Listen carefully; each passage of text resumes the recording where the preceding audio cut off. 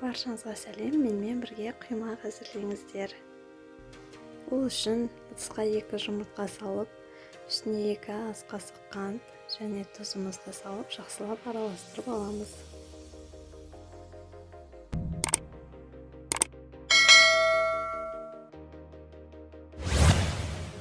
Кейін үстіне дайын тұрған айранымызды қосып, тағы да жақсылап араластырып аламыз.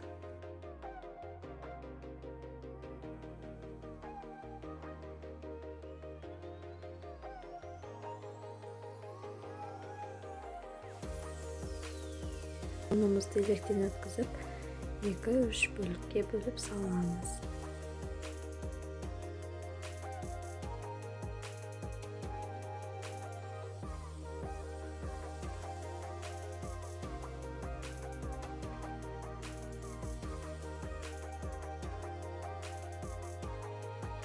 Ұн салып араластырғаннан кейін біздің қамырымыз қоюланады. Үстіне сода салып тағы да араластырамыз. Қарай үстіне қайнаған ыстық суымызды қоямыз.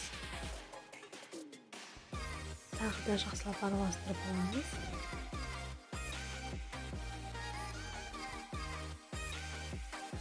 Араластырып болғаннан кейін соңында 3 қасық сұйық майымызды құйып, тағы да жақсылап араластыратын боламыз.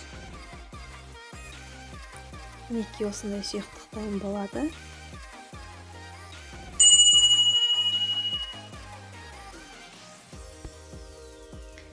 Енді қызып тұрған табағымызды майлап аламыз.